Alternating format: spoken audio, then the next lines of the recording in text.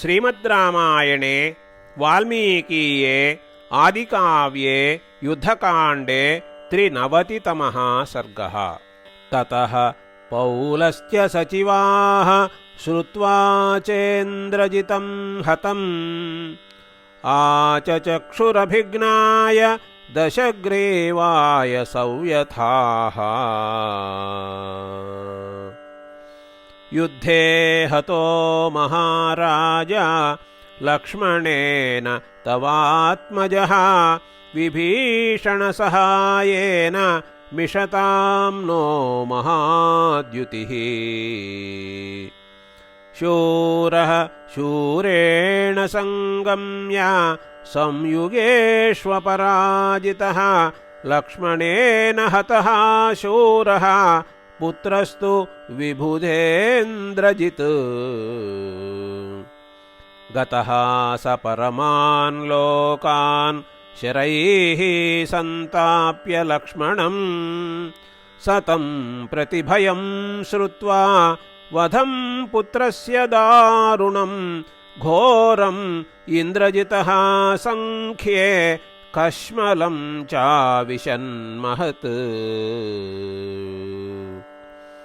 उपलभ्य चिरात् संज्ञां राजा राक्षसपुङ्गवः पुत्रशोकार्दितो दीनः विललापाकुलेन्द्रियः। हा राक्षसचमूमुख्य मम वत्स महारथ जित्वेन्द्रं कथमद्य त्वं लक्ष्मणस्य वशं गतः। ननु त्वमिषुभिः क्रुद्धः भिन्द्याः कालान्तकावपि मन्दरस्यापि शृङ्गाणि किं पुनः लक्ष्मणं युधि। अद्य वैवस्वतो राजा भूयो बहुमतो मम येनाद्य त्वं महाबाहो संयुक्तः कालधर्मणा। येष पन्थाः सुयोधानां सर्वामरगणेष्वपि यः कृते हन्यते भर्तुः स पुमान् स्वर्गमृच्छति। अद्य देवगणाः सर्वे लोकपालास्तदर्शयः हतम् इन्द्रजितं श्रुत्वा सुखं स्वप्स्यन्ति निर्भयाः। अद्य लोकास्त्रयः कृत्स्ना पृथिवी च सकानना एकेनेन्द्रजिता हीना शून्येव प्रतिभाति मे। अद्य नैऋतकन्यानां श्रोष्याम्यन्तःपुरे रवम् करेणुसङ्घस्य यथा निनादं गिरिगह्वरे। यौवराज्यं च लङ्कां च रक्षांसि च परन्तप मातरं मां च भार्यां च क्व गतोऽसि विहाय नः। मम नाम त्वया वीरा गतस्य यमसादनं प्रेतकार्याणि कार्याणि विपरीते हि वर्तसे।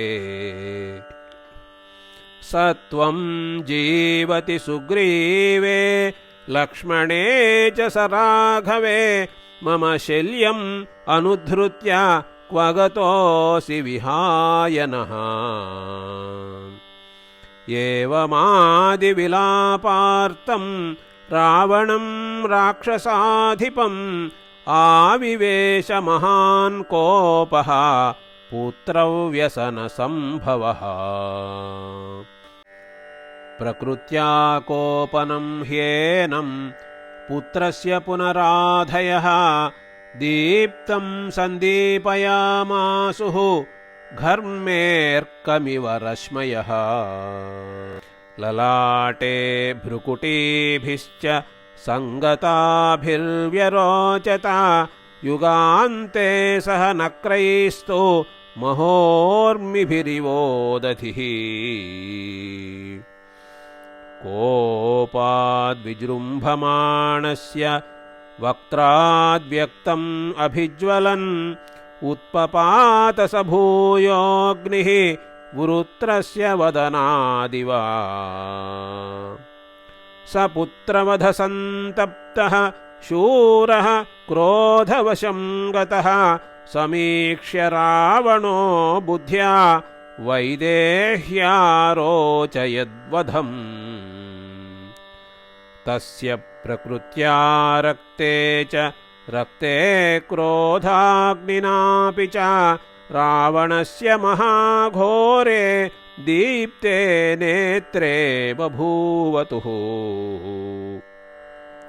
घोरं प्रकृत्या रूपं तत् तस्य क्रोधाग्निमूर्च्छितं बभूव रूपं क्रुद्धस्य रुद्रस्येव दुरासदम् तस्य क्रुद्धस्य नेत्राभ्यां प्रापतन्नस्रबिन्दवः दीपाभ्यामिव दीपाभ्यां सार्चिषः स्नेहबिन्दवः दन्तान् विदशतस्तस्य श्रूयते दशनस्वनः यन्त्रस्यावेष्ट्यमानस्य महतो दानवैरिव कालाग्निरिव संक्रुद्धः यां यां दिशमवैक्षत तस्यां भयत्रस्ताः राक्षसाः संविलिल्यिरे तमन्तकमिव क्रुद्धं चराचरचिखादिषुं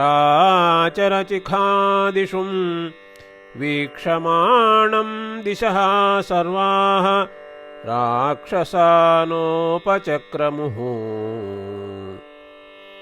ततः परमसंक्रुद्धः रावणो राक्षसाधिपः अब्रवीद्रक्षसां मध्ये संस्तम्भयिषुराहवे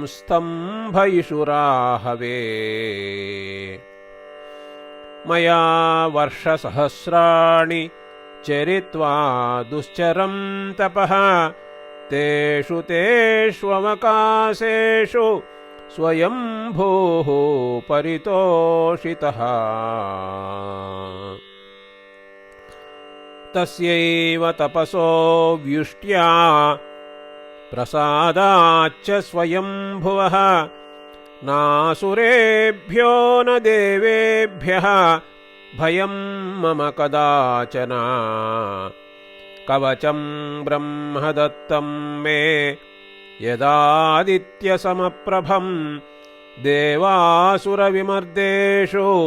न भिन्नं वज्रशक्तिभिः तेन मामद्य संयुक्तं रथस्थमिह संयुगे प्रतीयात् कोऽद्य साक्षादपि पुरन्दरः यत्तदाभिप्रसन्नेन सशरं कार्मुकं महत् देवासुरविमर्देषु मम दत्तं स्वयंभुवा अद्य तूर्यशतैर्भीमं धनुरुत्थाप्यतां मम रामलक्ष्मणयोरेव वधाय परमाहवे स पुत्रवधसन्तप्तः शूरः क्रोधवशं गतः समीक्ष्य रावणो बुद्ध्या सीतां हन्तुं व्यवस्यत प्रत्यवेक्ष्य तु तां राक्षः सुघोरो घोरदर्शनः दीनो दीनस्वरान् सर्वान् तानुवाच निशाचरान् मायया मम वत्सेन वञ्चनार्थं वनौकसां किञ्चिदेव हतं तत्र सीतेयमिति दर्शितम् तदिदं तथ्यमेवाहं करिष्ये प्रियमात्मनः वैदेहीं नाशयिष्यामि क्षत्रबन्धुम् अनुव्रताम् इत्येवमुक्त्वा सचिवान् खड्गमाशु परामृशत् उद्धृत्य गुणसम्पन्नं विमलाम्बरवर्चसम् निष्पपात स वेगेन स भार्यः सचिवैर्वृतः रावणः पुत्रशोकेन भृशम् आकुलचेतनः संक्रुद्धः खड्गमादाय सहसा यत्र मैथिली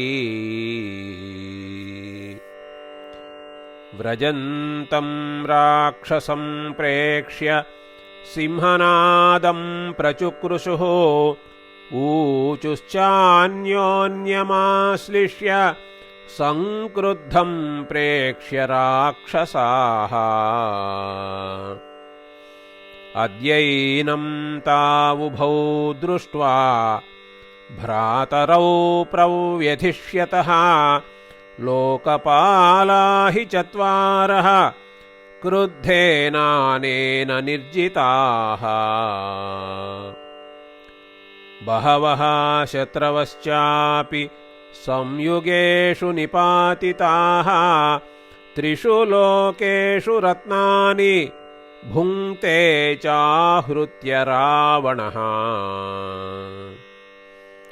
विक्रमे च बले चैव नास्त्यस्य सदृशो भुवि तेषां सञ्जल्पमानानाम्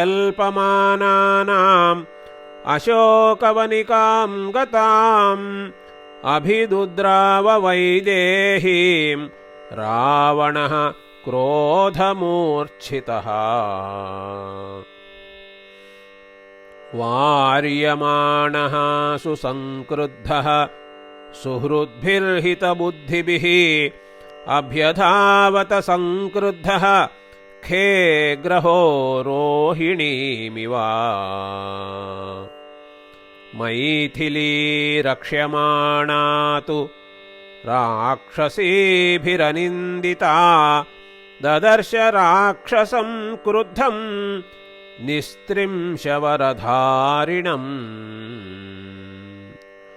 तं निशाम्य स निस्त्रिंशं व्यथिता जनकात्मजा निवार्यमाणं बहुशः सुहृद्भिः अनुवर्तिनम् सीता दुःखसमाविष्टा विलपन्तीदमब्रवीत्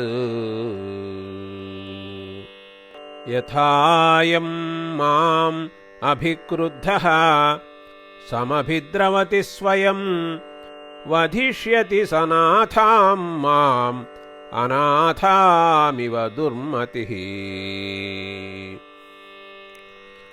बहुशश्चोदयामास भर्तारं माम् अनुव्रताम् भार्या भव रमस्वेति प्रत्याख्यातो ध्रुवं मया